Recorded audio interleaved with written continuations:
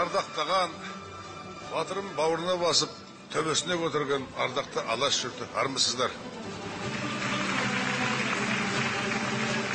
Қазақтың ұлы батырларының бірі Ер Жәнібек Бердәулетұлының 300 жылдығына арналған халықаралық ақындар айтысына қош келдіңіздер. Бұл айтысты ұйымдастырып өткізіп жатқан Ер Жәнібек атындағы халықаралық қоғамдық қор, оның құрметті төрағасы, Қазақстан ғылымына еңбегі сіңген қайраткер, филология ғылымдарының докторы, профессор, ардақты ағамыз Тұрсынбек Кәкішев осында ортада отыр. Жәнібек Бердәулетұлы Абылай заманындағы қазақтың ең басты батырларының бірі, ханның оң тізесін басып отырған үлкен алаштың туына айналған адам еді. Кешегі Жәнібекпен қатарласа, ту ұстап топқа түскен, ту түбінде тулаған дейді ғой. Қанжығалы Қарт Бөгенбай, Қаракерей Қабанбай, Шапырашты Наурызбай, Албан Райымбек, әр түкпірден осындай үлкен батырлар шықты ғой. Солардың бірі де, бірегейі де Жәнібек батыр болды. Ал енді осы үлкен думанға келіп тұрған ақындарды ортаға шақырам, көріңіздер жүйріктің бойын.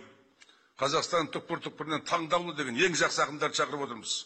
Айбек Қалиев Арқалықтан келіп тұр, Қостанай облысы. Қарағанды облысынан Мақсат Аханов, Ринат Зайытов Алматыдан. Ержеңіс Әбдиев Қызылордадан, Мейірбек Сұлтанхан Астанадан. Сыртта жүрген бауырларымыздың өкілдері келіп тұр. Сәтжан Класхан, Монғолия халық республикасынан. Қанатбек Зайдолла, Қытайдағы қазақтардың өкілінен.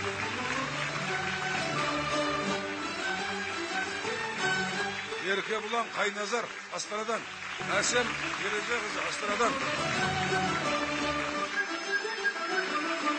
Еренғайып Жембаев Астанадан, Анаргүл Бәделханқызы Қытайдан.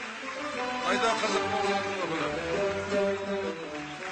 Арлығаш Әубәкірова Семейден, Аспанбек Шұғатаев Павлодардан. Және Жансая Мусина Батыс Қазақстаннан. Осы ақындар бүгін жалғыз Ер Жәнібектің емес, қазақтың ұлы рухты батырларының атын атап, аруағын тербетіп, солардың мерейін үстем қылып, елдің басын қосатын, бірлігін ұйытатын, өр рухты астақшыларды ортаға салып төгетін болады. Енді олардың өнеріне баға беретін Қаздар алқасы ортада отыр. Қаздар алқасының төрағасы, Қазақстанның мемлекет сыйлығының иегері, біздің бүгінгі айтулы ақындарымыздың бірі Несіпбек Айтұлы. Қытай мемлекеттік сыйлығының иегері, жазушы, Ер Жәнібек туралы роман жазған Шәмс Құмарұлы.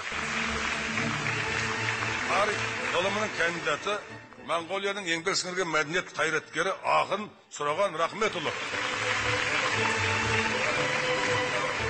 Өзіміздің белгілі жыршы, жырау, профессор, Қазақстанға еңбек сіңірген қайраткер Алмас Алматов.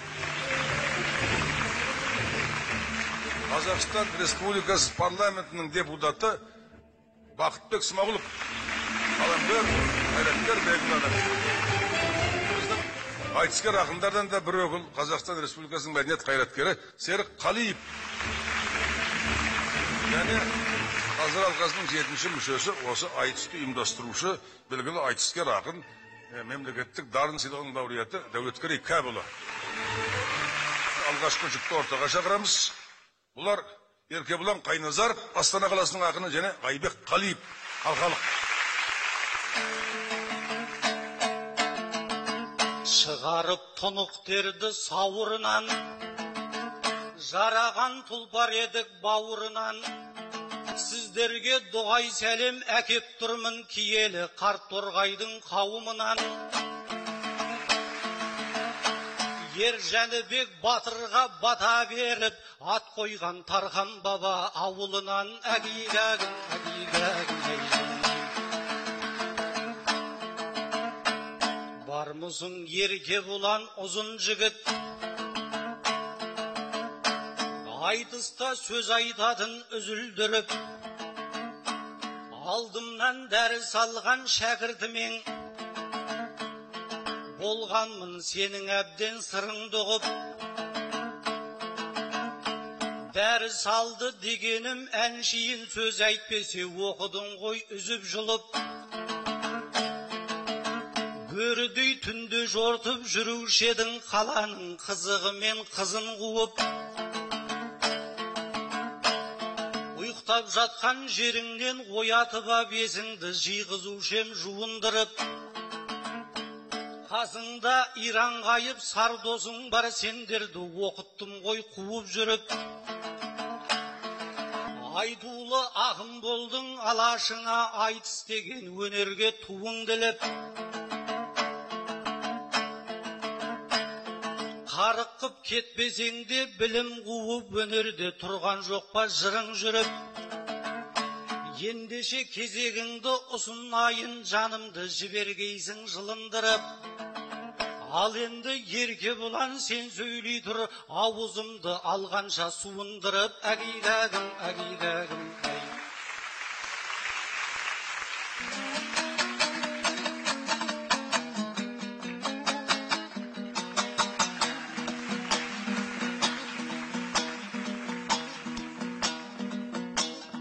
Алғанша ауызыңды аяқол, суындырып ол. Ортаға мен шығайын туымдылып. Айбектей ұстазымның айтуынша шәкіртте мен екем ғой бұзық жігіт. Ұйықтағаным болмаса анда-санда кетіп ем түзу тұрып, түзу жүріп. Сен қайта анда-санда айтысқа, сенің өзің көп кетіп айтыстарға, зорға сабақ беріп ең үзіп жұлып. Мен сонда декандарға дым білдірмей, бастаған тобымызды тізіп жүріп. Сенен қайыр болмайтын болғаннан соң, үлкендерді іздедім тізім қылып. Рымғали Мырзатай мен Ақселеудей шалдардан маржан бердім сүзіп жүріп. Айеке сіз айтқандай жаман болсам диплом алмаймын ғой, қызыл қылып игәгәгәгәй. Ассалаумағалейкум қазақтарым, жүрмісің есен аман бой қуатың. Бабама берген тойын құтты болсын, бұл күнде естіп жатыр ойғыр атын. Арқаның қазақтары бармысыңдар, жұмасына бір жылқы сойдыратын. Екі күннің бірінде думан қылып, орынын төрден ғана ойдыратын. Тірісінен ештеңе табалмаса, өлгенін есін алып той қылатын. Игәгәгәгәй. Айбек аға жүрсің бе аман есен, ағалығың арқаңнан қаққызғандай. Айтыстан сізді көріп мәз боп қалдым, Жәнібек жауға шауып сап бұзғандай. Ағалардың қатары сиреп қалды, орманды ортасынан шапқызғандай. Аман жол Әлтай ағам айтыспай жүр, үкісін мұражайға тапсырғандай. Дәулеткерей төргеліп домбырасын, саусағына қаламын қапсырғандай. Меліс пен Мұхаммеджан ағаларда аманатын біздерге артқызғандай. Қазы болып кетіп дау серік ағам, сөзімізді таразға тартқызғандай. Жібек деген апаңды көрмей жүрмін, тербеліп отырушы еді аққуғаздай. Есесіне көбейді жас балалар, Жамбыл Жәкем 90 ұл тапқызғандай. Қоямын деп жүргендер әлі де бар, шаруасы бітпей жатып шарт бұзғандай. Әйтеуір жүкең далға салып жүрміз, солардың қасқабағын баққызғандай. Кетем деген келіннің аяғына кемпірдей көлденеңнен жатқызғандай. Игәгәгәгәй.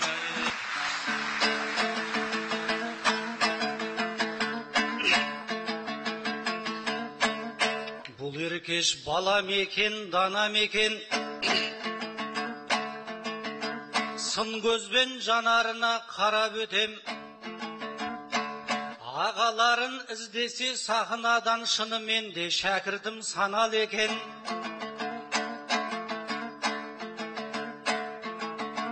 ең үлкені мен екем осы айтыстың. Мұны да Құдай басқа салады екен. Сондықтан бұл Айбекті жүрсін жезден қызыл кітапқа енгізсе болады екен. Айтыстан қатар құрдас құрбымды іздеп, көңілім құлазиды ала бөтен. Қатар теңі болмаса қасында адам 35-те қартайып қалады екен. Несіпбек ағам айтқан алды қаздай бізден де дәурен озып барады екен. Әгигәгім, әгигәгім. Шымкент жер ғой талай барып келген, дәстүрге беріктігін анық көргем. Ордалы оңтүстіктің жігітісің, қазақы салт дәстүрге қанып келген. Қазақта күйеу төрге отырмайды, тәрбие солай дейді халық берген. Бірақ сен ерке бұлан мықты екенсің, дәстүрге пысқырмайтын анық кердең. Қайын жұрттың тойында ту көтеріп, атасының асына шауып келген. Әгигәгім, әгигәгім,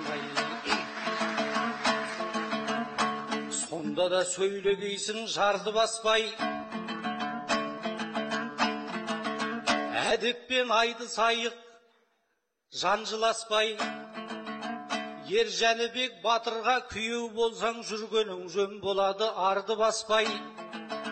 Күйеулердің міндеті самаурын қой қайнатып шөлімізді қандыраспай. Одан да пиялама шай құйып қой, тойға келген қонақпен салғыласпай. Әгигәгім, әгигәгім,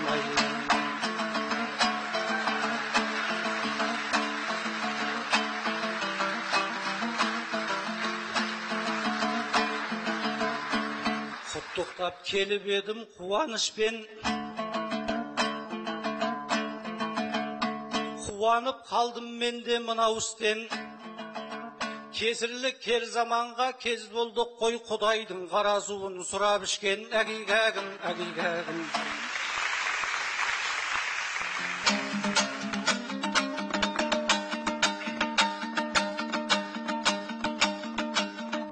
Айеге жолдан кейде көп кетерсің, қылмасам айтқаныңды өп кетерсің. Біз жақта шайды келін құюшы еді, сен осы салтты ұмытқан жоқ бекенсің. Ойлама күйеулікпен құйды екен деп, өйтсеңіз сыйластықты шектетерсің. Ұстазым болғаннан соң құйып бердім, әйтпесе миымызды жеп кетерсің. Шәкіртім өлерімде аузыма бір тамшы су бермеді-ау деп кетерсің.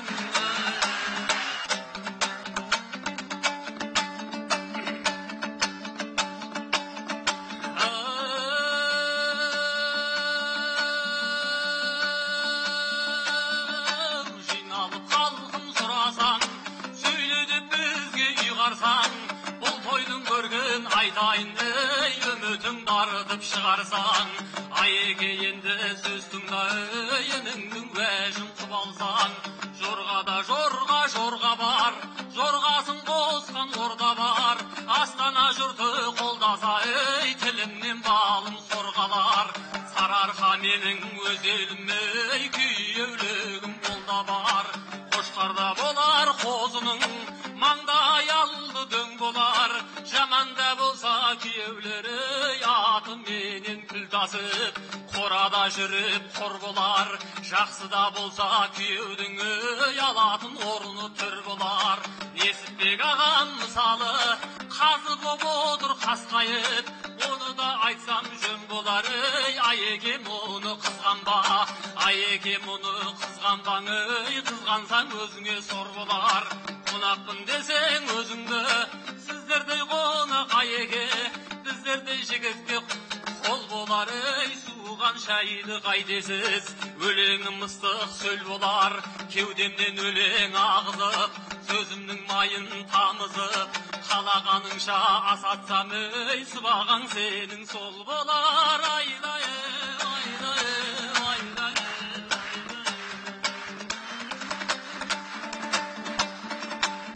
ал талашпенен үш жұртым ал талашпенен үш жүзім үш жұртым аман тұрғанда менің де бағым десейді маған ұстаз боп жүрген сенің де бағың деседі өзіңде аға тек дедің өзіңде аға тек деген тек дедің сайраған талай шешені бір шежіре қозғайын тарихтан тартып кешегі шығыстағы тобықты ырғызбайдың бәйбішесі ермек деген анамыз ержәнібек батырдың қарындасы деседі ырғызбайдан өскен бай құнанбайдан ұлабай осылай өніп өседі ұлабайдың өзі де ақындық түп нағашым жәнібектен дарыған деп өсиет етеді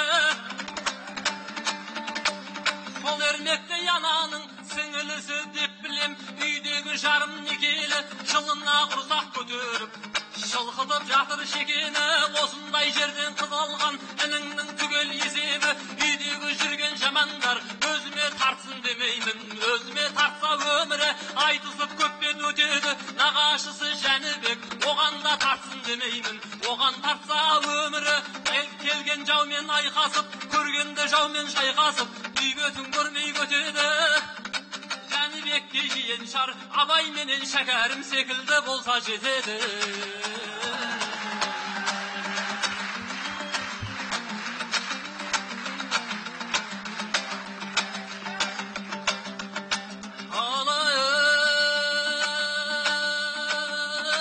алашқа аты тараған айбек деген ай жанаған ары қарай сөзімді тыңдаңыз тыңдадым сізді манадан бала деп кейде қаларсың өзімді бала санаман жастай болып көрінсем сен келседің ай бір үйдің өнеге алған ай әкеден тәрбие алған ай анадан кемпірменен ай шал көрсе қабағына қараған сол әдетім қалмады-ау ақсақалы айтыстың жүрсін деген көкемнің жәрдеміне жараған түсінем ол көзіні деп түсінем жұмсайды кейде мынаған баласындай болған соң жұмсайды кейде анаған айтысқа келсе жас бала әуелі мені талаған соларды сізге жеткізбей оқтай қып сөзін ай өткізбей араша түстім ай арадан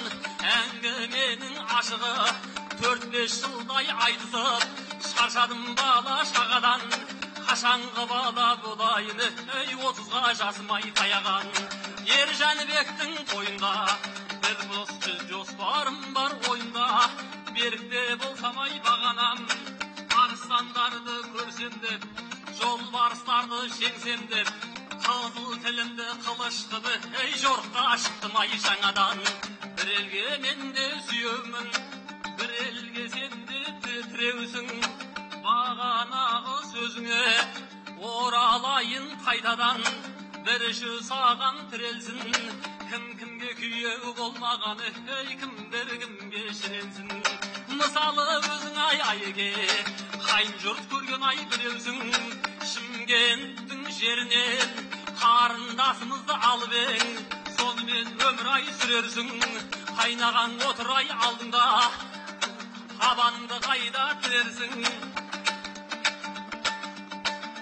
жасым кіші болса да жолым үлкен емес пе жөнімен енді жүрерсің сіздің жақта салт болса шай құямын ай десеңіз біздің де дайын ай кесеміз оны да көзге тігерсің арғы жағын ай айтпаймын күйеушілігің ұстаса сыпайылығың қыстаса қалғанын өзің ай білерсің айдай айдай айдай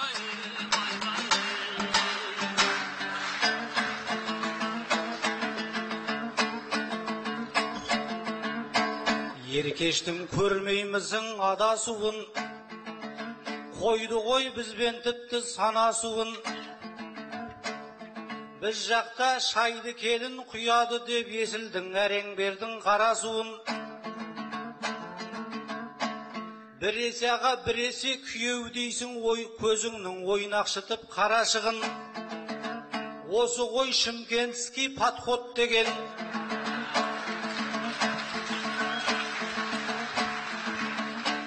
Біледі қулықтың да баласырын.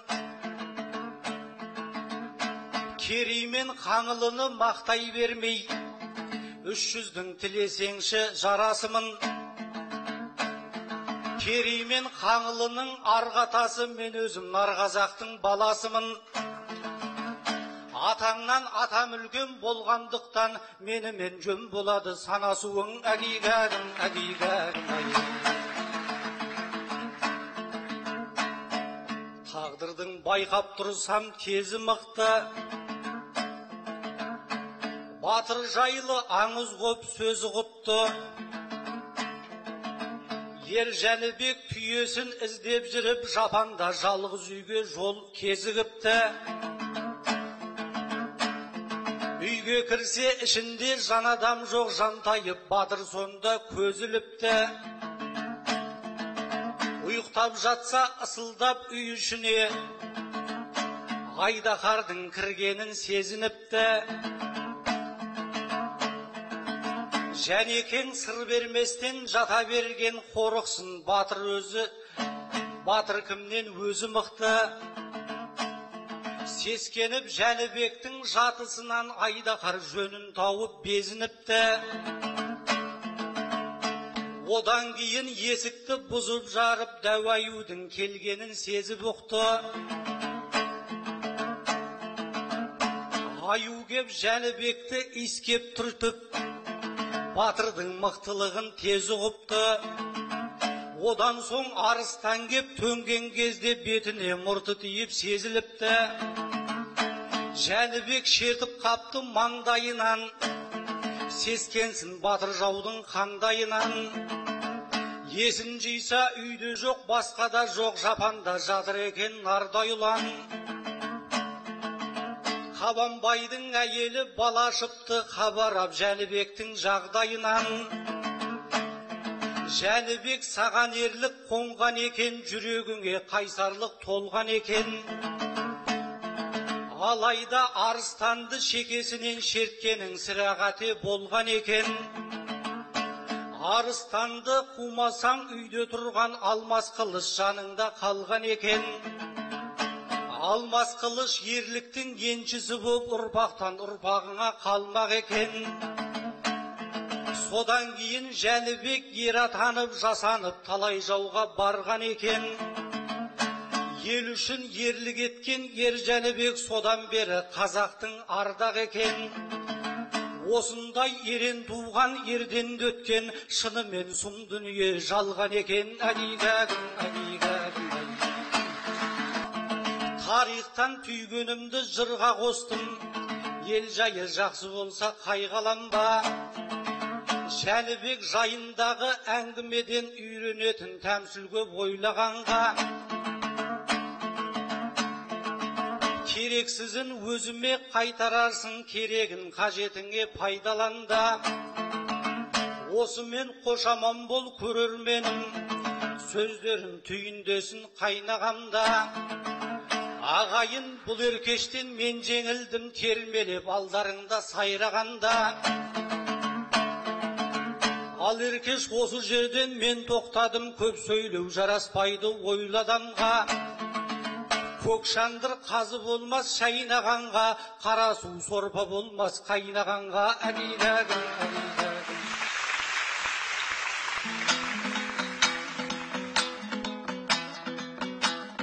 Айеке торғай жақтан сен келіпсің, атамыз үлкен өттеп желденіпсің. Қазақты бөліп жарды деп ойлама, мына жастар шежірені жөндеп ұқсын. Бағанадан қарасам сөзіңізге, бұл елді мен емес-ау сен бөліпсің.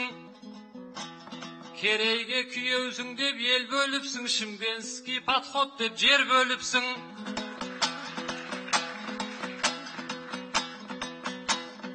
Енді келіп жалаңды маған жауып, өлеңіңе өзгеше өңдеріпсің. Бұл да болса арқасау қарындастың, тәп-тәуір термин жаттап өзгеріпсің. Сынықтан басқа бәрі жұғат деген подходты менен жақсы меңгеріпсің. Айеке, сен тоқтасаң мен тоқтайын, ағамның қабағына қарайында. Қиянатқа қимайтын жігіт едің, селдіреп қалыпты ғой самайыңда. Қасқа басын қасқитып күйеу демей, құрысын шәкірт болып қалайында. Бұл айтыс тұңғыш рет өтіп отыр, бейбітшілік келісім сарайында. Абайдың затына сай болғаннан соң сарайдың атына сай болайында. Алаға бауырыңды бауырыңа бас, мен де сенің арқаңнан қағайында.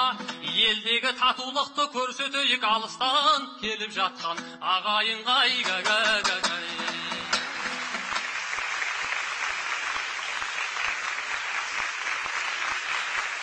Тамаша сөз барымтасы болды. Қаздар алғасы қиналатын жерің осы, бірақ бір ақынға басымдық беру керек. Сөз бастаған Айбек Қалиев, Арқалық, Қостанай облысы. 1-10, қалған 9. Еркебұлан Қайназаров, Астана. Бірыңғай 10.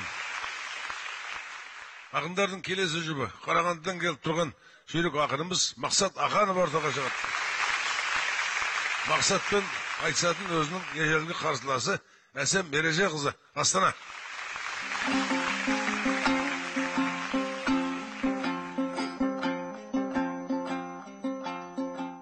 Байдалам бабалардың жұрты қонған, көшпенді ғұмыр кешу ғұрпы болған.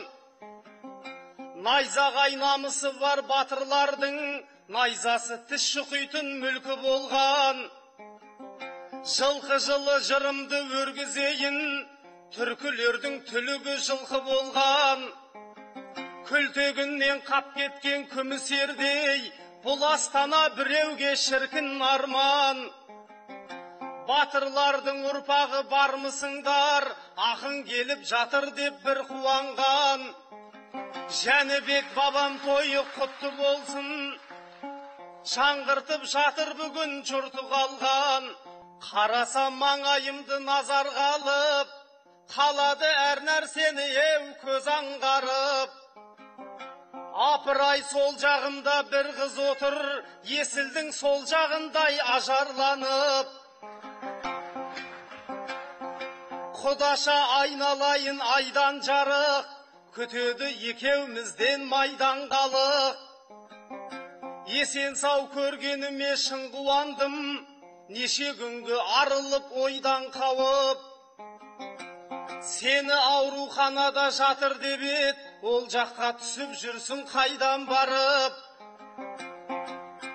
Сырқат деп естігенде шын қорықтым, бүгінгі қояма деп тойдан қалып. Сөйтсем мен де бекерге алаңдаппын, енді ғана түсіндім айлаңданық. Ем алып келген жанға ұқсамайсың, дем алып келген жандай жайраң қағып. Бойдақ қыздың сырқаты қай жерінде, Құдай-ау отқаным-ау қайран қалдым ба,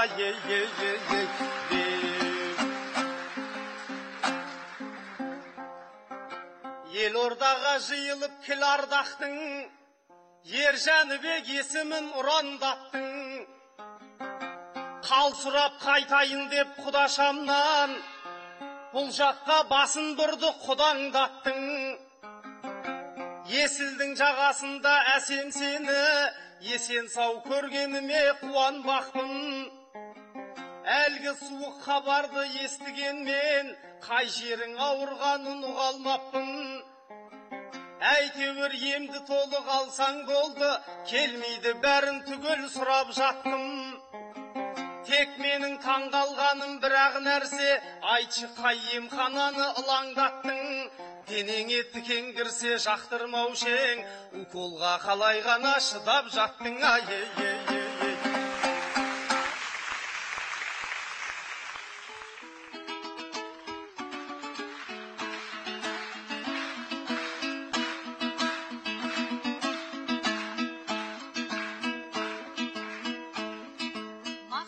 Астан бауырың жаз тоқталмағын, жөн болар қазынаңды ақтарғаның. Сескенбей топ жігітпен топқа түстім, менің де келіп тұр ғой көкпар ғалым. Кетейін аспаныңда ән қалғытып, ішінде аққусынды көп қарғаның. Біз деген қазақ деген өр халықпыз, ұрпағы Сұлубай мен Оспандардың. Ақтабан шұбырынды алқа көлде, санталай судан қалдым, оттан қалдым. Аспанын бұхарлардың бұлт құрсаса, мен бүгін көгім машық деп самғадым. Ел деген ерлеріңнің арқасы ғой, алдым деп егемендік шаттанғаның. Біреуі Ержәнібек емес педі, қол бастап жоңғар жаққа аттанғаның. Астаннан баған алып бастырдам деп, жауына ақ найза алып оқталғанмын. Бақытты ұрпақтары армысыздар, күңіреніп күн түбіне жортқандардың.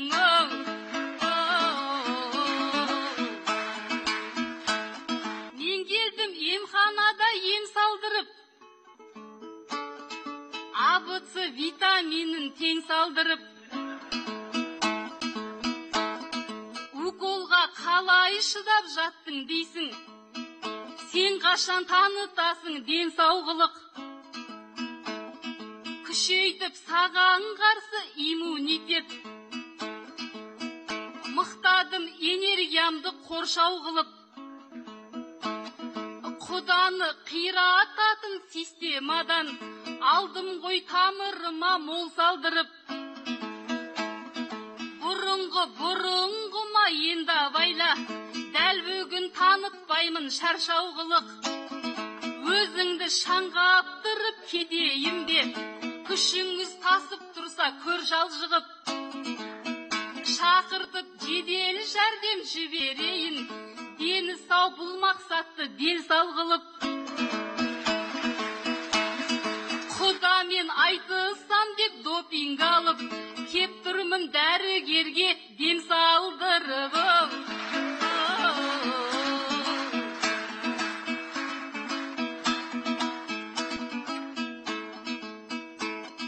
Секілді мен құлпырсам еңіліп гүл, Құдамыз оң жағымда керіліп тұр. Жарқырап отырсың деп сол жағымда, байқаймын байыз таппай желігіп тұр. Бұрында бірнеше рет айтысқанбыз, жер сүзіп қайтушы едің жеңіліп құр. Тойында Ержәнібек бабамыздың тағы бір мүмкіншілік беріліп тұр.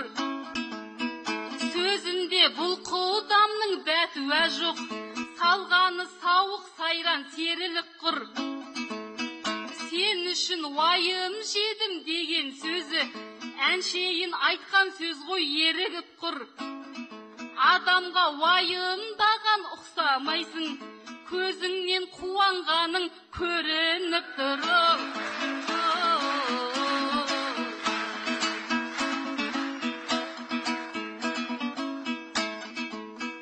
Мақсатым тұрмаған соң орындалып, Құдадан отыр біраз көңіл қалып. Жатқанем бүйрегіме салқын тиіп, жасадың жарнамасын оның нағып.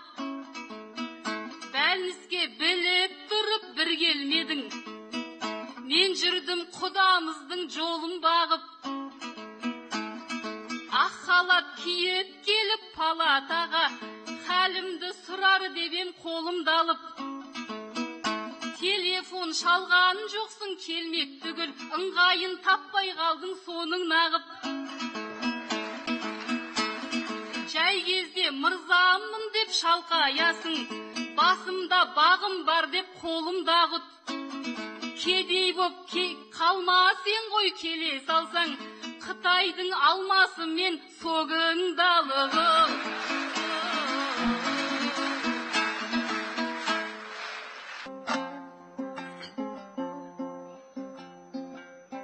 Бұл әсем айтыстағы көріктің ғой, бүгінде сұлу жырын төгіп тұр ғой. Қал сұрап келмедің деп өкпелеме, бүгін міне аман сау жолықтың ғой. Негізі барсам деген ойым болған, кейін бірақ басқаша қорыттым ғой. Ауруыңның себебін білмей тұрып, жетіп бара салуға торықтым ғой. Соғалып барар едім сені көріп, шоғалып қалам ба деп қорықтым ғой. Құдаша қадамыңды бастың күліп, өлеңді де өресің тас қылдырып. Ертісте жүрген кезің есімді әлі, жырыңды тасытушең тасқын қылып. Есілге келгеніңде бағың асып, есігіңді бақытқа аштың күліп. Айтысқа барған сайын еркектерді еңбектетуді алыпсың дәстүр қылып. Алысқан ақындарды құлатасың, астана жіберген ау қасқыр қылып.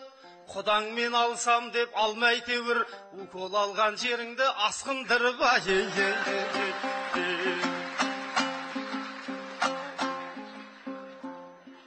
Құдаша қулығыңнан түлкі етпейді, ауырмаған адамдай мыңқ етпейді. Кісі киік қыз едің кішкентайдан, бұл әсем жігіт көрсе үркектейді. Бүйрекке суық тиіп қалды дейсің, оныңды құдаң бірақ күлкі етпейді. Суық тимей қайтеді ол жеріңе, бүйрегің бір еркекке бүлкі етпейді.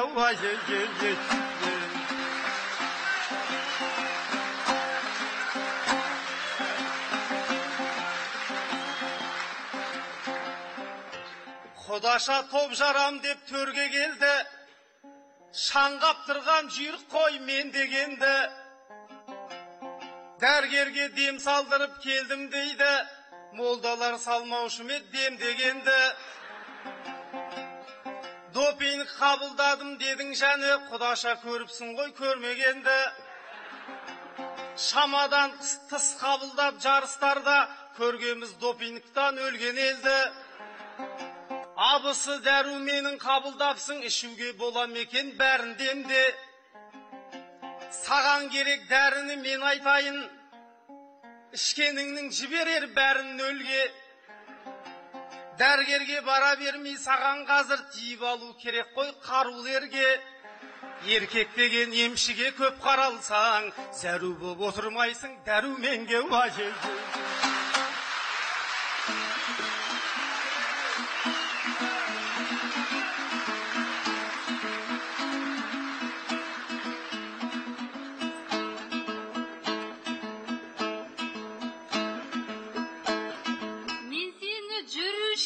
Нарға балап,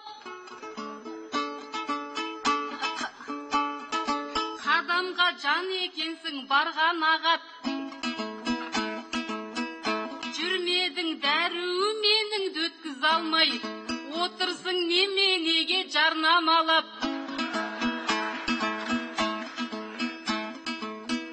Жанынан кез келгеннің табылмаған, жаратқан өзі берді дарын маған. Ақындық қуатымды бойымдағы, Алланың сыйы ғой деп қабылдағам. Халқымды көрген кезде қанаттанып, кезім жоқ сырқатымнан арылмаған. Түк емес дәрігерде еркегіңде, елімнің шапалағы дәру мағаным.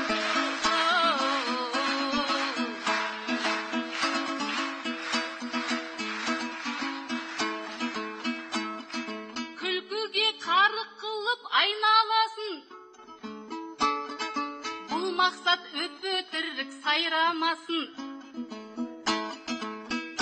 Бүйрегің бір еркекке бұрмайды деп, орын құдашамен ойнамасын. Анатомия сабағын оқымаппен, ми толы қауашақпен қайда басың. Жүректің қызметі ғой сүйу деген, жүрекпен қуанасың, қайғаласың. Сәл ғана жүрек тұсың бүлк еткенде, көз тастап жан-жағыңа ойланасың. Ал бүйректің сезімге қатысы жоқ, сен өзің қай мүшеңмен ойланасың.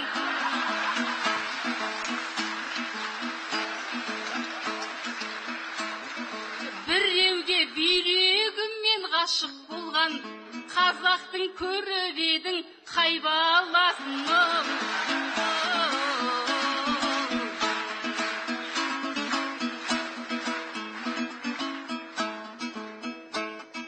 Мақсатжан әнің жақсы қайымдаған, қайыммен әдем емес қайырмаған. Уколдан қорқуш едің дегеніңнен, тағы бір тұзағын ғой дайындаған.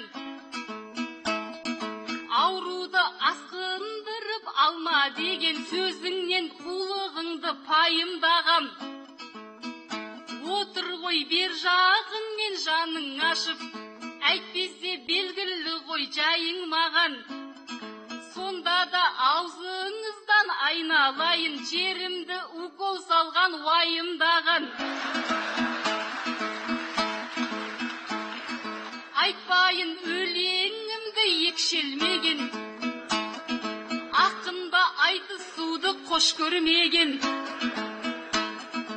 Бойымда құнанбайдың қан ойнап тұр, қарадан хан сайланып төс көрлеген. Алыпты Абай сынды кім білмейді, қазақта қара сөзге дес бермеген. Батырдың Ержәнібек жиенімнің жөн болмас ол жағында ескермеген. Сен болсаң уколды айтып әлі отырсың, секілді ақсақ-тоқсақ көшкермеген. Батырдың ұрпағымын ине түгіл, кезеулі көк найзадан сескенбеген.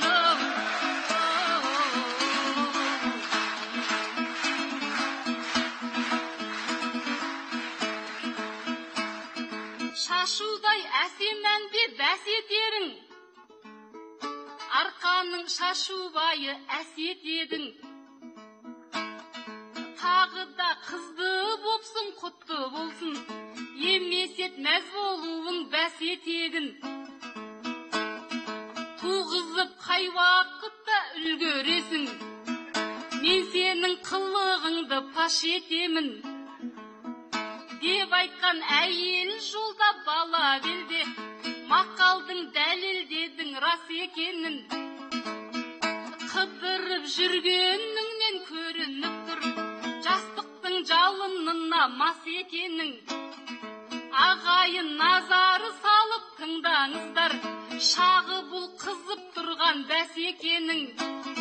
Берейік шапалақ пен сүйіншісін, бақыттан бас айналған жас әкенің.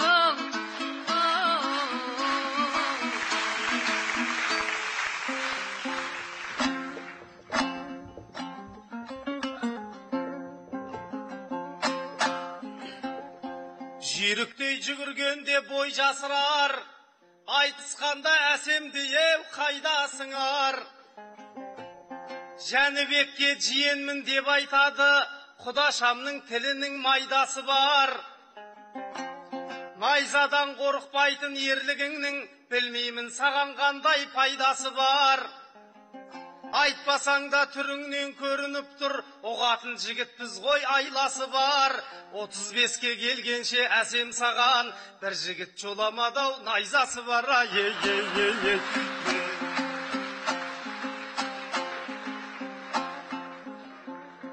Жаныңа отырғанда жігіт келіп, шайыңнан отырсаңшы күліп беріп. Ол рас бір жыл бұрын әке болғам, құтықтасаң қайтеді тұрып келіп. қай кезде үлгересің деп тарс еткіздің, қай кезде боларын біз біліп бедік. Құдаша саған өзі не боп қалған, құдаңның опытынан күдіктеніп. Қанша қызды келтірдім дүниеге, бір ұл туып қалар деп үміттеніп. Құдаша біліп аңыз бала деген, айлап жылдап жасайтын жұмыс емес.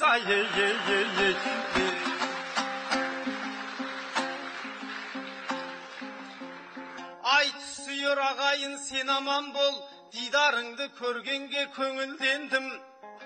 Жәнібектің жиені сен десем бол, аққудай қалықтай бер көгінделдің. Мағанда бір қол соғып қойыңыздар, Құдашаммен сайысып жеңілдендім.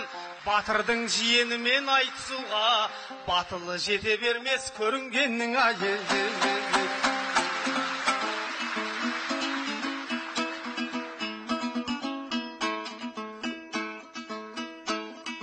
Айтыскер үлкен кіші басқаңыз бар, біздерді дұрыс жолға бастаңыздар.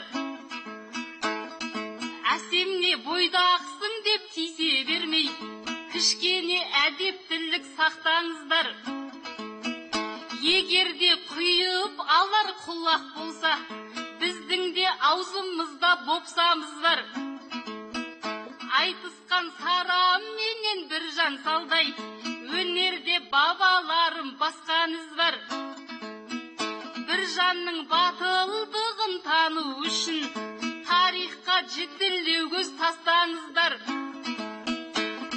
Бергізбей жиен құлға сол сараны, теңіне қосты деген жақсаңыз бар. Ал сіздер шат-шатыман боласыздар, тарыдай бойымнан тапсаңыздар. Өрлеген бабамыздың қылмай тұрып, бекерге жардың шетін баспаңыздар. Сіздерге қой дедім бе бір жан құсап, теңімді тауып қосып жатсаңыздар.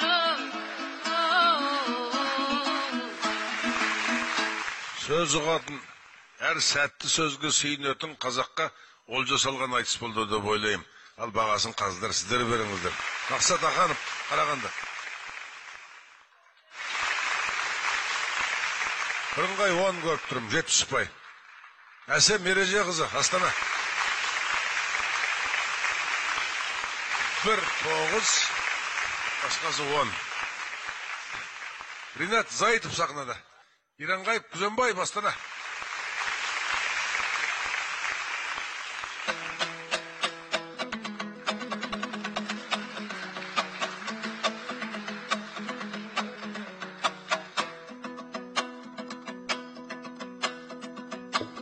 Бісміллә, біздер келдік айқай-ағау, шырқатқалы, арқаның боранындай бұрқатқалы. Асында Ер Жәнібек бабамыздың ақынның айтылмасын құртақпағы. Моңғол Қытай еліне жетіп жатыр, бүгінгі той жайында жұртақ бары. Қаншаға қонақ келсе де қанша жерден Астана ажарыңнан нұр мін таппады. Армысың Алталаштың астанасы, патшаның бесігіндей нұртақтағы. Бармысың сабырлелі Сарыарқаның самалымен жазылар сырқаттары.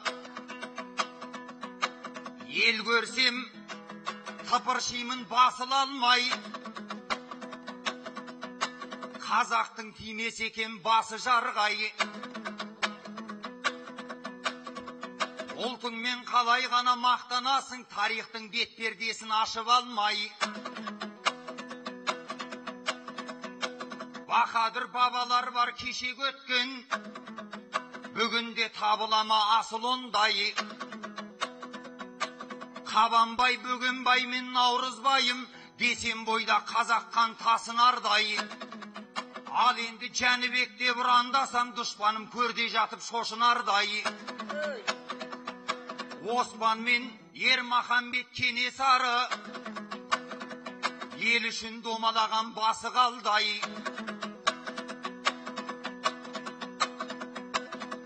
Осындай бақадүрлерді ұран қылып, жайың бар күндас беріп шашылардай.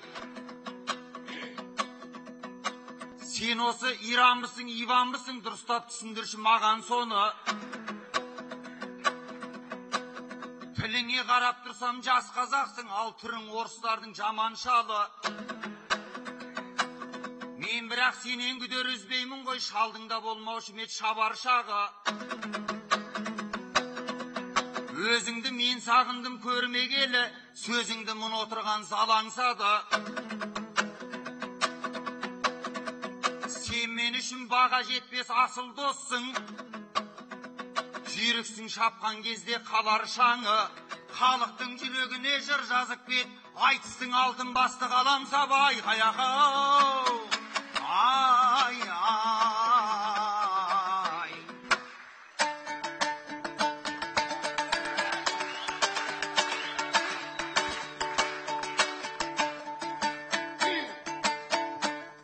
Сарылық бұл қазаққа тән емес пе? Жігіттің сұлтанының сән емес пе? Тарихтан бір мысалды келтірейін, Ринат сөзі ұғынар жан емес пе? Жәнібектің әкесі Бердәулет қой, Бердәулеттің әкесі Сар емес пе? Бауырым батырлардың тұқымында білесің, сарылар да бар емес пе? Сондықтан тоқтағайсың, әрі кетпей, айтысымның тұрғанда мәні кетпей. Біз секілді қазақтың сарысынан батырлар туады әлі, Жәнібектей ай.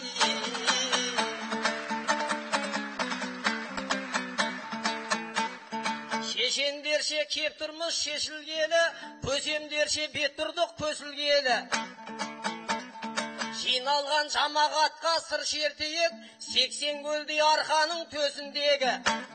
Шежіреңді шертуге шығып тұрмыз, еркелеп есілдей боп есілгелі. Қол соғып қошемет қып отырсаңдар, мәртебеңді отырмын өсіргелі. Мәртебеңді өлеңмен өсірмесем, ақыным деп шығардың, несін мені ай.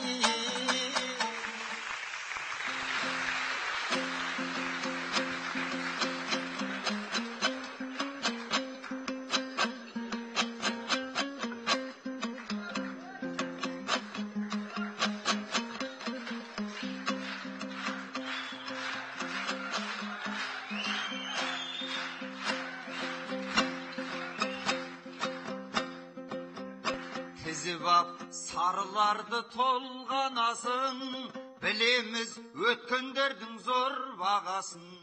Сарымын деп кеудеңді соға берме, бабамыз Кенесары болмағасын.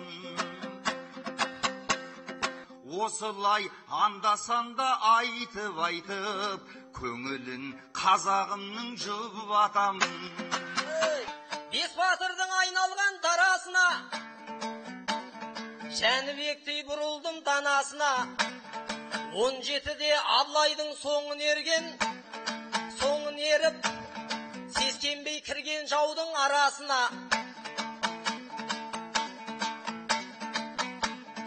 Осындай елім деген есілердің ұрпақтары жетті ғой бағасына.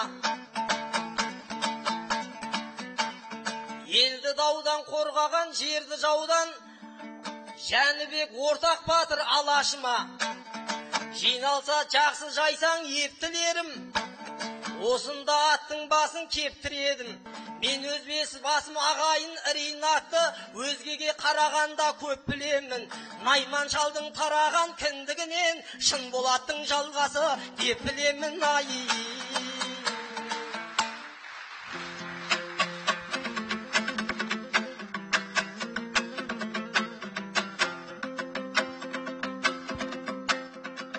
Болмас бүгін маңдай құрғатуым, алдында көпшіліктің зула тілім.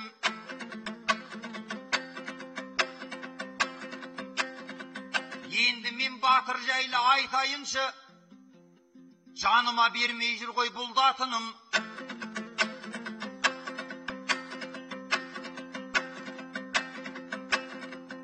Жәнібек жайлы күйіне түсірейік, егерде өз бабасын танып өссе, көтерер ертең талай ұлдатуын.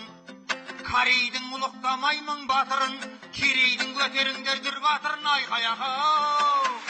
Ай, ай. Батыр ғой ер Жәнібек күмән бар ма?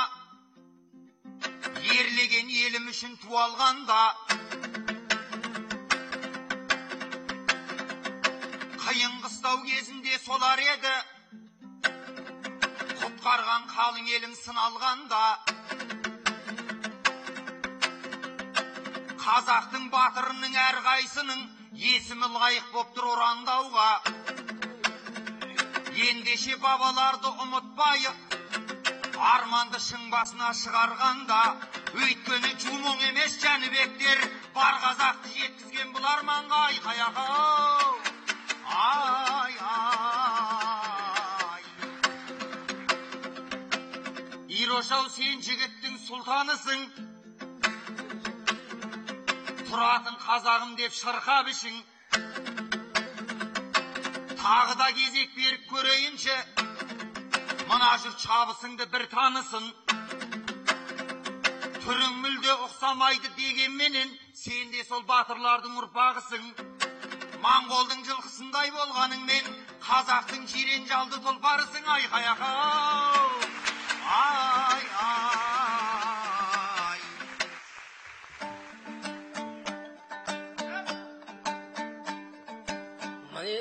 Мынауың теңеді мен моңғол атқа, құрметті жасасам да тән қонаққа. Ринат айналайын ең болмаса, теңесең болмайды ма нормальнатқа.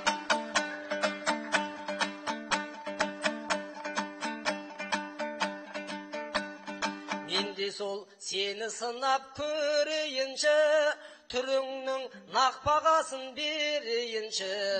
Құлағың аттыкіндей болмаса да, мен сені құлагерге теңейінші. Білетін жігіт біз ғой үй аттанып, жүргенмен қалжыңдарды жияқтарым. Батыр деп бірімізді отырайық, балдары болар елдің сияқтанып. Ақса. Қаздар айтысты бастаған қайсы? Ринат Зайтов. 1-9, 2-9, қалғаны 10.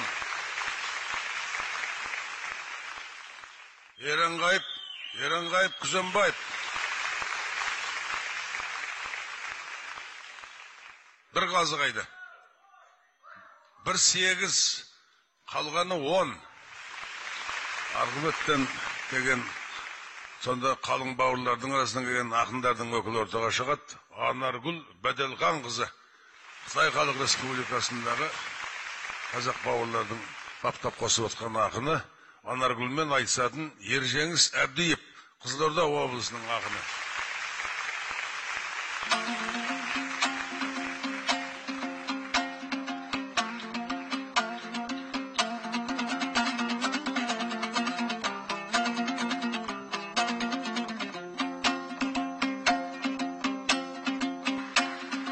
Ағайын аманбысың, сендер үшін қақым жоқ шабытымды шақырмауға. Әппақ қыздың қасына жайғасыппын, алтын жүзік таққандай қотыр қолға. Көзімнің қиығымен бір қарайын, құқығым болмаса да жақындауға. Әсемне жан саяне қарлығашпен, айтысу қызық дейді ақындарға. Дәл қазір олар маған қызық емес, қасымда анардай қыз отырғандай лилля-лилля-лилля-лилля-лай. Қатыса қойып едім енді айтысқа, бақытым болмас екен сондай қысқа.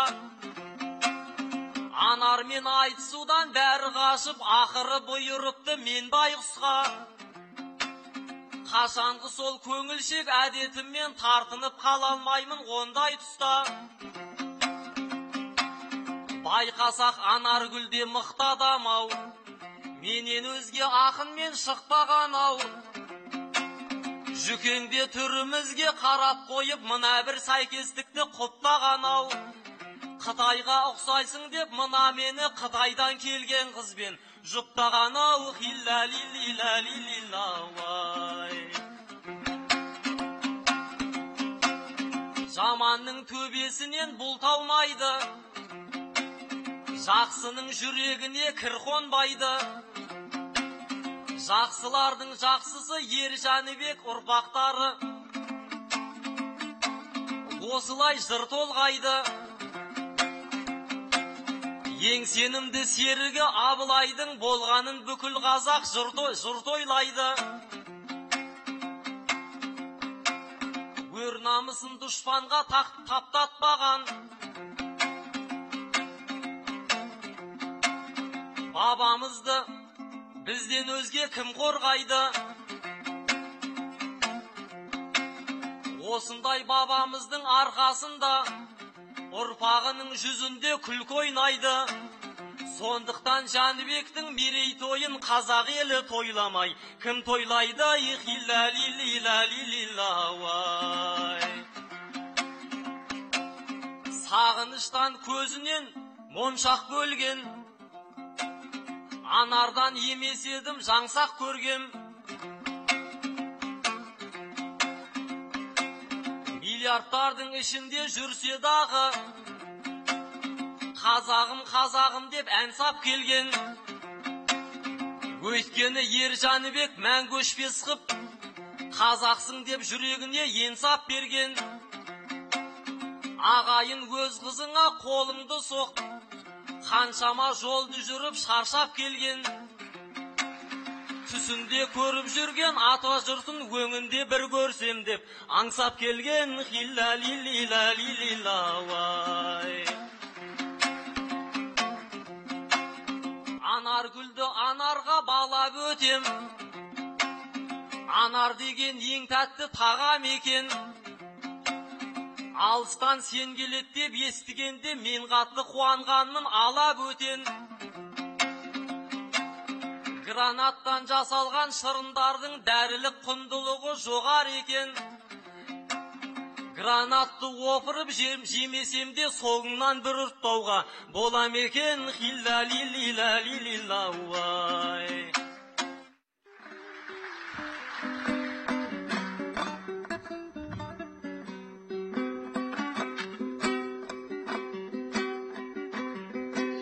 Басқалар қашса анардан, өкпелеп оған нетейін. Қасыма жұп боп сен келсең, мәселен өзім шешейін.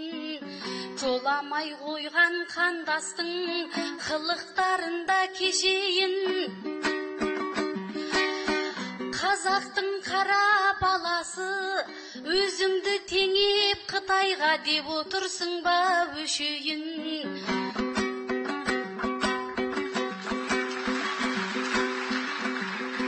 Әкесін көрген қыз едім, алдыңды қалай кесейін. Ақ жолтай қыз ем, қазақтың бағыңды ашып кетейін.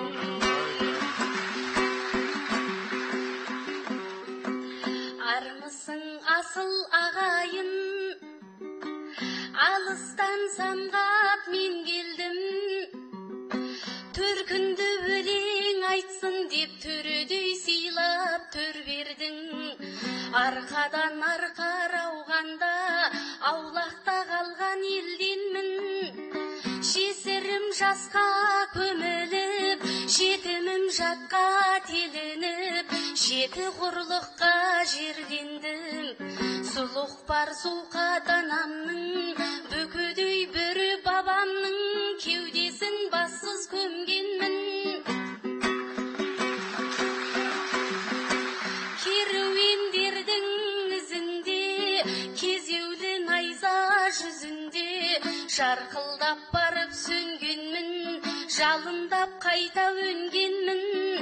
Ертістен атын суарған еңсегей бойлы ерлердің қарашығын қақ жарып, қан болып аққан шермен мұң. Шерімді айтып қайтейін, пейіл Жәркеннің жанын жылатқан Жайыртау деген жерденмін. Майлының мама бұлағын маралы болып емгенмін. Қырым мен Қытай арасын жалғаған ұлы керуеннің жолына еріп келгенмін. Құнарың қуат бағыштап құрағың болып тербелдім. Еркелемей нетейін, егемен деркін ел көрдім. Сәлем деп келдім сіздерге, сарығын басып кеудемнің. Ержеңіс ақын қалайсың? Шоғыңды анар үрлесін, шығасап шырнын ішемдеп, құтырып отыр бұл несін? Алыстан келген қандасқа осы ма сенің құрметің? Өзегін құртқа жегізбей, қорғаған екі көзімдей, жемісі едім анамның арымен алған жүлдесін. Айтыстың бағын жандырып, халықтың шөлін қандырып, еліме берсем деп едім жырымның тәтті сірнесін. Жолымнан сенге үземдеп, ашқарақтық істетсең, отырған халық күлмесін. Рұқсатсыз жеген дүние ашқазаныңа кірмесін. Ішіңізді өткізіп, ішегіңізді тілмесін. Жегеніңнің барлығы желкеңнен шығып жүрмесін.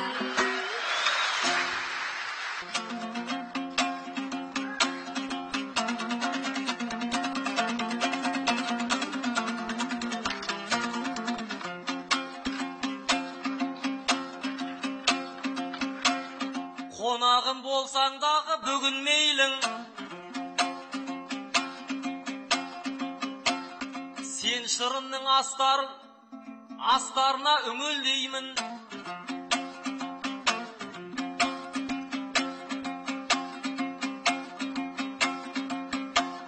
Ішіңе жақпай қалар деп айтасың, әзілдің тереңін сен ұғын деймін.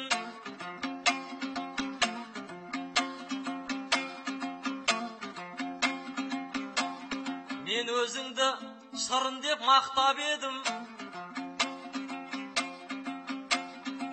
сөздеріңе қалайша түңілмеймін. Микроб болады деп уайымдама, есілдің суын менен жуып жеймін.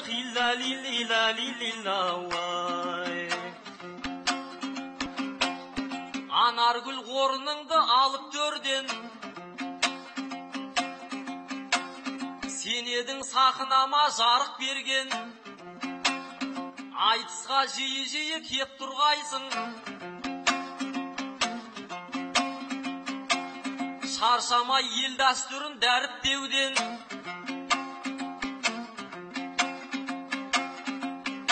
Әрі-бері жүрем деп шаршайсың ғой, жөн болар ағаң саған бағыт берген. Бір жола келін болып осында қал, болмағын ағаңа сен қауіптенген. Тарихты қарап тұрсақ Ырғызбайға ер Жәнібек өз қызын алып берген. Жәнібектің ермектеген қызындай бол, өскен байды өсіріп бағып берген. Зеременен Ұлжандай ана болғын, Құнанбай мен Абайды тауып берген.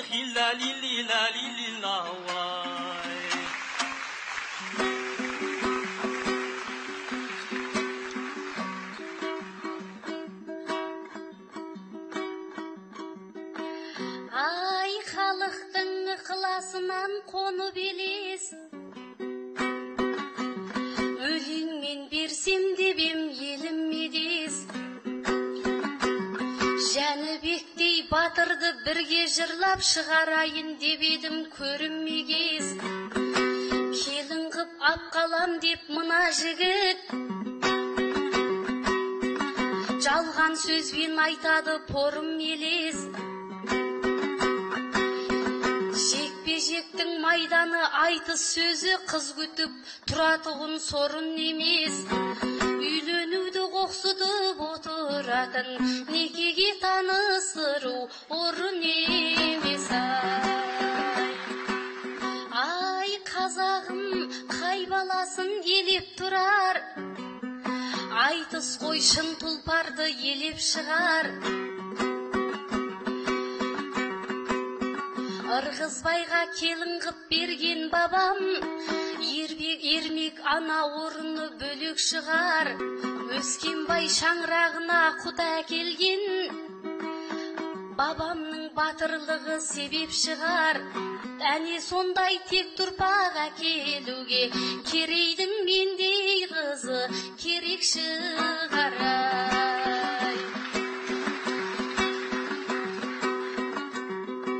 Ай, қар өлеңге отырса халық шөлдеп, бұл бала су жоқ жерден балық термек.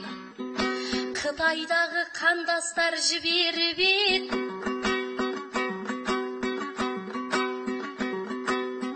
кекіліңе шаң жұқпай шауып кел деп. Мен олар жіберген жоқ сезім қуып, тиетін күйеуіңді тауып кел деп. Жіберді ел басына сәлем айтып, сағынған Сарыарқаға барып кел деп. Бірлік пен ерлік үшін басын берген, шахид болған бабаңды танып кел деп. Егеменді ел болған ата жұртқа, еңсесін көтеретін шабыт бер деп. Ұлт болуға ұжданын қайрап жүрген, ұл қызға жүрегіңді жарып бер деп. Шетелден кеп бас қосқан бауырластың, оралман деген атын жауып кел деп. Үш жүзді берекеге шақыратын, салмақты әуендерге салып бер деп. Маңдайы бұлтқа тиген байтақ елдің арнайы ақ батасын алып кел деп. Айтысты бастаған Ержеңіс Әбдиев, Қызылорда. 2-9, қалған 3-9, қалған 4-8. Анаргүл Бәделхан қызы. Бірыңғай 10. Кезінде айтыстың аспанында жарқылдаған бір қарындасымды ортаға шақырайын деп отырмын. Қарлығаш Әубәкірова, Семей. Қарлығашпен айтысатын біздің бүгінгі жүрегіміз ақтабан. Мейірбек Сұлтанхан деген ғажайып ақын, Астана қаласы.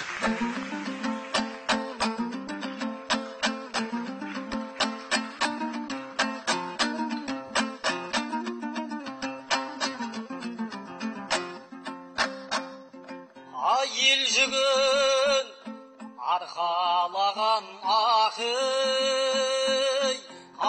небір батпан қазаққа Жәнібекте ерім мақтан.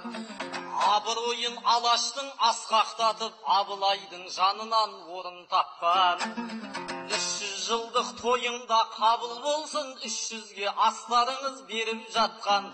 Армысың айтыс сүйер ағайын жұрт, бабаның құрметіне келіп жатқан. Қалайсың Қарлығаштай ақ жеңешем, бабыңызды көрейін байқап енді. Кермаралдай керілген келіншекке, айтсам да аздық етер қай теңеуді. Қапталыңа жайғасқан қайыныңның, жасарсың салт дәстүрге сай кәдеңді. 3-4 жылдай айтыстан көрінбедің, болмасын деп сахнаға бой тәуелді. Ғалым боп әдебиет әлемінде бұл күні шолып жүрсің ой тереңді. Қарлығаш дәл бүгінгі құтты болсын, қолға алып жатырғаның қайт өнерді. Өлең деген халықтың қазынасы, қазынаңның қарызын қайтар енді. Сыбызғыдай даусыңды сызылдырып, сахнаға сүйіндіріп сен келгенде, ел жұртыма сүйінші айтам енді. Ағайын қошаметпен қарсы алыңдар, ашқайсың құшағыңды айқар енді. енді сақынадан жылы жер таппаған соң қарлығашың айтысқа қайта келді ау игаккеу игаккеу игаккеу игаккеу сен едің сылқымымда сырғалымда өзіндік орының бар жыр бағында еліктен ұлағындай көркіңізге еріксіз екі көзім ұрлануда айдай сұлу ақ жеңгем сен деп білем абаймен Айгеріммен Тоғжанның жырнағында көк жасыл көйлек киіп жарқ етіп ең сахна одан бетер нұрлануда қарлығаш қарапайым құс еді ғой бір сұрақ туындайды бұл жағында қызыл жасыл құлпырып келіп тұрған мынауың қарлығаш па қырғауыл ма кезінде бекарыспен айтысқаның бесенеден белгілі бұл қауымға бекарыстай бүркітке қарсы тұрып шыдас беріп шыққансың жырдауылға ал бүгін сәтін салып мейірбекпен кезіктің қар өлеңнің қырманында миығыңнан күлесің бізге қарап қарлығаш сірә мазақ қылғаның ба абайла ақ жеңешем ескертемін мейірбекті менсінбей тұрғанында бүркіттің шеңгелінен аман шығып қырғидың кетіп қалма тырнағындай игаккеу игаккеу игаккеу игаккеу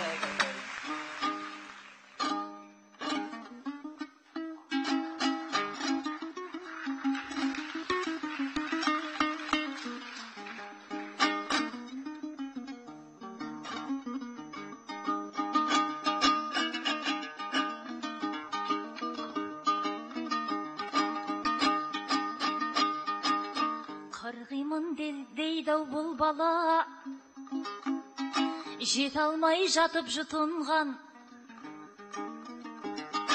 Шеңгелің тастай болса да тегеурініңе тұтылман.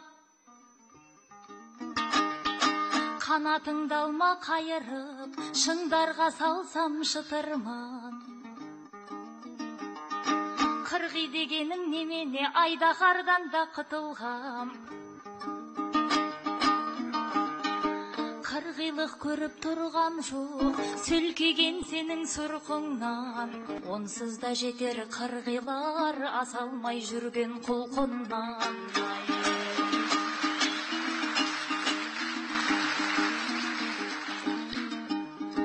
Алқалы жұртым армысың,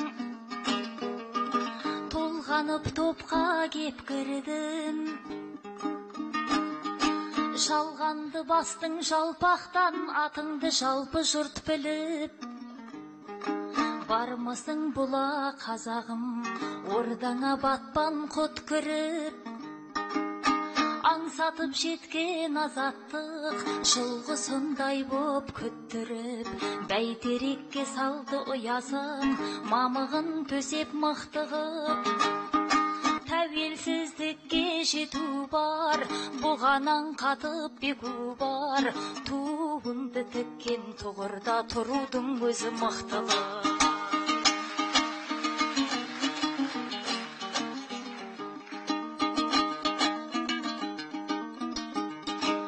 Қырғидай қиып түсем деп, топамда бедің бағана. Табанның бүрі таймаса қалмаспын менде табаға. Қарлығаш жылан дәуіттің ертегісі бар санада. Сол жайын саған айтайын, дәнекер болсын арада. Жыланның басын тебетін, қарлығашқа жәрдем беретін. Дәуіт бол десем қайнымау, құлағыңызға жағама. Қырғи боп текке қайтесің, жармасып менің жағама. Дәуіттен келер пайда көп, салсаңыз салмақ санаға. Қарлығаштайын елімді, ұядай жылы жерімді. Сұр жыландардан қорғайтын дәуіттер керек даламау.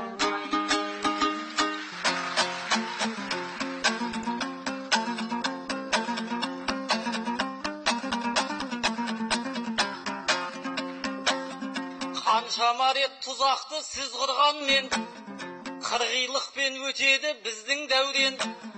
Қырғи ақын атанған сыр елінде Асқардың жүрген жолын із қылғанмен,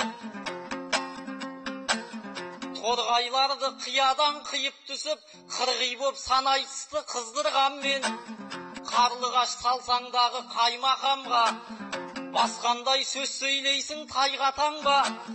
Өзіңше ертек айтып мәз боп тұрсың, ұстатпай кеткенмін деп айдақарға.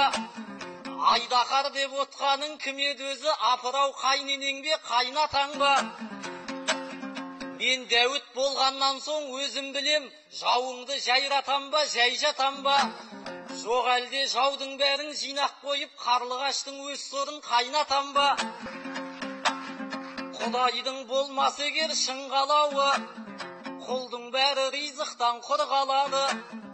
Аналардың атынан сен оданда жырласаң нұр үстіне нұр болады. Адамның бір қызығы бала дейді, Абайдың айтқан сөзі дүр бағалы. Бірақ та бала десең, бұл күндері қоғамның азаймай тұр шырғалаңы. Көкек ана көбейіп көше кезген, жетімдердің көз жасы құрғамады. Шетел асып сатылған сәбилердің тағдыры тумай жатып тұлданады. Ертең солар елімнің болар меді, бейбарыстай бетке ұстар тұлғалары. Ол аздай мода қуған жеңгелер көп, тапсам да жететтейтін бір баланы. Бір екеуден асырсам сәбиімді, сымбатым бұзылат деп бұлданады. 10 баланы өсірген өлтірмей-ақ, әжелерден сонда кім үлгі алады? Назарды қарлығашқа қадайым ба? Қабағын ақ жеңгемнің бағайым ба? Ал енді біз екеуміз бастан кешкен, айтайын бір қызықты ағайынға. Сен бұл күн докторант боп ғылым қудың, Евразия универі маңайында. Маған сабақ беруге келуші едің, ұстаз боп оқуымның әр айында. Мен байғұс сен келгенге қуанып ем, таптым ау деп оқудың орайында. Сен бірақ келе салып ерегестің, дегендейін жыныңды қағайын ба? Сен құсап қатыгездік көрсеткен жоқ, амал жол серікзаттай ағайымда. Сабақты қинап сұрап баға қоймай, табағылдың талай қыз талай ұлға. Ал бүгін моп-момақан боп отырсың, деген жандай қамқоршың болайын ба? Ағайын мен не істейін, қарлығаштың мәселесін майшаммен қарайын ба? Сессияда бұл мені аямап ед, айтыста мен де мұны аяйын ба? Сабақтан көріп жүрген қорлығымды сахнадан қайтарып алайын ба? Жоқ әлде келісімге келсем бекен, бейбітшілік келісім сарайында. Зачеткімді қалтама сақ келіп ем, бестігімді қойдырта салайын ба?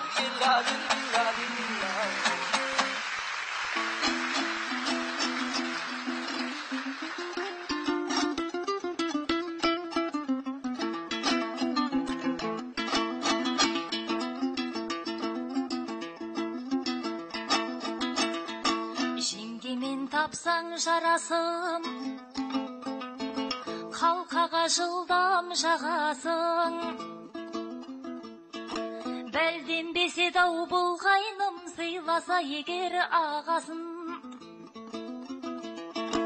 Балалығыңды байқатып, жайдақ шауып барасың. Қатыгез ұстаз болдың деп, жеңгеңе кінә тағасың. Есемді қайтарамын деп, байқамай қалдау шамасын. Көргенің осы болған соң, сағанда тағар айып жоқ, ұқпайсың әлі баласың. Ұстазға қарсы шығам деп, шатастырып ап жүрме, еркелікпенен қайыным естіліктің арасын. Патша бол мейлі басқа бол, жайсаң бол мейлі қасқа бол. Ұстаздан әріп танисың, ұстаздан тәлім аласың. Ұстаздай ұлы жан бар ма адамның баққан баласы?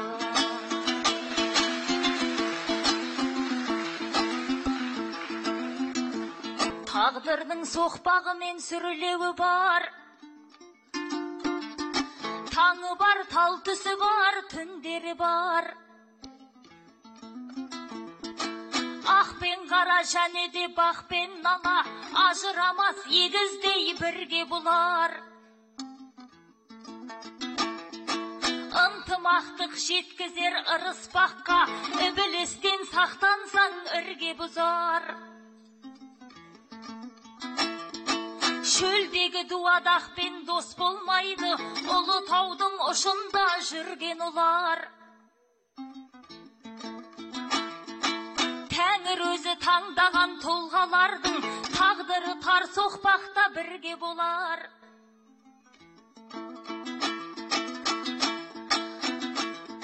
Қыс талаңда ат тосқан Абылайға қадірін Жәнібектің кімдер ұғар? Соларды осы күнге жеткізбеген әттең жалған дүние-ай, біргемі барайы.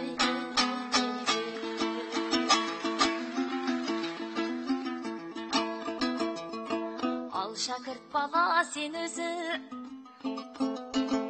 асқақтай бердің неге тым? Ұстаз күн шәкірт талшыбық нәр алып күннен өнетін. Ұстаз дегенің қария, даналық дәнін егетін. Ұстаз дегенің дария, дәнеккен әрін төгетін. Ежелден елім ұстазды әулие дейін көретін. Ал бүгін мына шәкірттер артықтау айтты деметім. Ұстаздары интернет ақпаратпенен көметін. Кітабы, планшет, телефон, ұсақ түйекті теретін. Ақылды жастар көбейді, өзіңе ақыл беретін.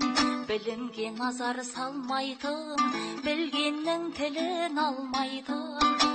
Фундаменттері болмай-ақ крышаларына сенетін.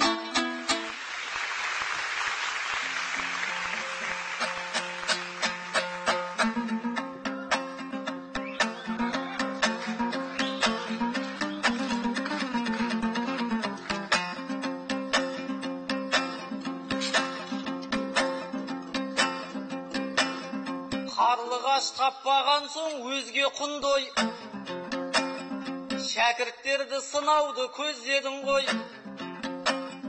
Фундаментпен сөз қылып кришаны сөйлейсің құрылыстың өзбегіндей. Шәкірттердің білімін үйге теңеп, бұл сенің тауып айтқан сөздерің ғой. Ал құрылысшы дегенің мұғалімдер өзіңе сөз келерін сезбедің ғой. Фундаменттер сапасыз болып жатса, қалама қателігін көзгелінбей. Баланың фундаментін құяр кезде цементті аз қосатын өздерің ғой. Жар болса жаратушы тәңірімде, ақынның жаңылмайды жағы мүлде. Бір 40 жыл құрметтейтін құндылық бар, ұстаздың үйреткен бір әрібінде. Келесап шәкірттерді кінәлайсың, соншалық таусылды ма сабырың не? Шәкіртпенен ұстазды бөле жарма, сынаса кету керек бәрі бірге. Мектеп кеме болғанда білім теңіз, кемедегі адамның жаны бірге. Шәкірттерді тек бір жақты кінәламай, түзеу керек ұстаздың тәлімінде. Басқаларға несіне өкпелейсің, Қарлығаш айтқан сөзің дәрі кімге? Ғалым деп сеніп отқан сенің өзің ертегі айтып жүрсің. Әлі күнге ау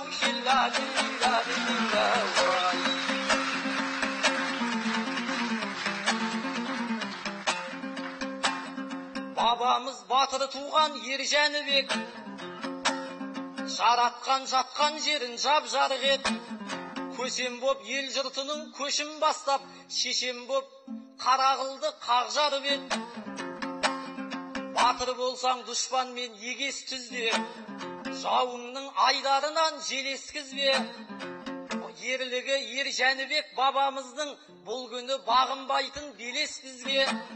Жас күнінде аюмен алысыпты, Ол тарих кеткендейін көмес кізге, ақырған Айдахарды өлтіріпті, ол ерлігі секілді елес бізге. Айдахар мен Аюды қатар жеңген Жәнібектің ұрпағы емес бізбе ау.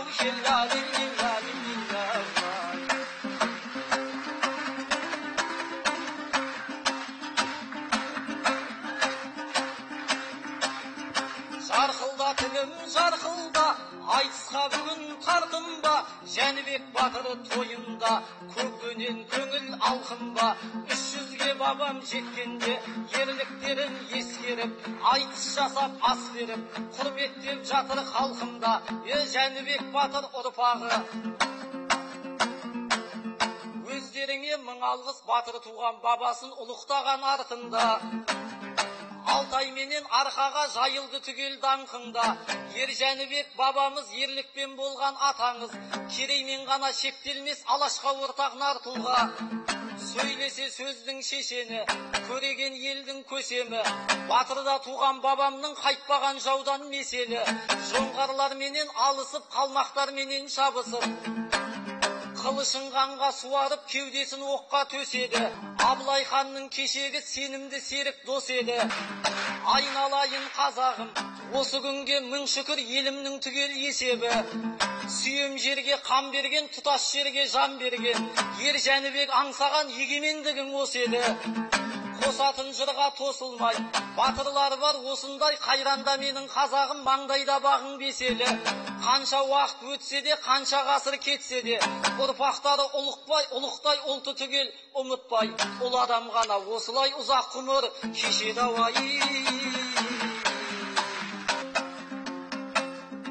Ақынның бәрі батыр, бәрі бектей, болмайды шаршы топты жарып өтпей. Осы менен айтысты аяқтайық, тұрғанда сөзіміздің дәмі кетпей. Жеңгеме бағанадан қалжыңдап ем, қарлығаш әзіліме сабыр еткей. Сен бұл күн 3 баланың анасысың, болама жақсылықты мәлім етпей. Тұңғышыңның есімі Хақназарет, інімді атына сай алып еткей. Ұлыңа ханның атын қойып жатсаң, жаратқан келешегін жарық еткей. Енді ханның қасына батыр керек, бала деген анаға бауыр етпей.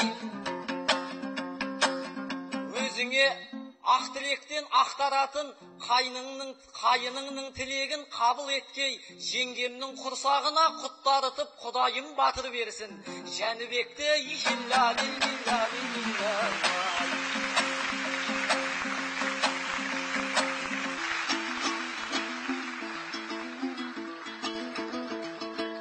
Тілегіңді естісе, қуанып қалар ағаңда. Жәнібектер керек бұл күнге, таптатпас рухты табанға. Тәбәрік болып бұл тойдан, жақсылық жұқсын сағанда. Кекіліктей келін алып бар, күтіп жүр көптен анаңда. Ағайын саған мың алғыс, ақынды қолдар әмәнді. Көкдөнен көңіл ойнақтап, тіршілігіңде тойлап қап. Жүздескен шелім қош сау бол, денің сау басың аманда. Сөз бастаған ақын Мейірбек Сұлтанған. Бірыңғай 10, Бетүспай. Қарлығаш Әубәкіроваға қалай қарайсыздар? Бірыңғай 10.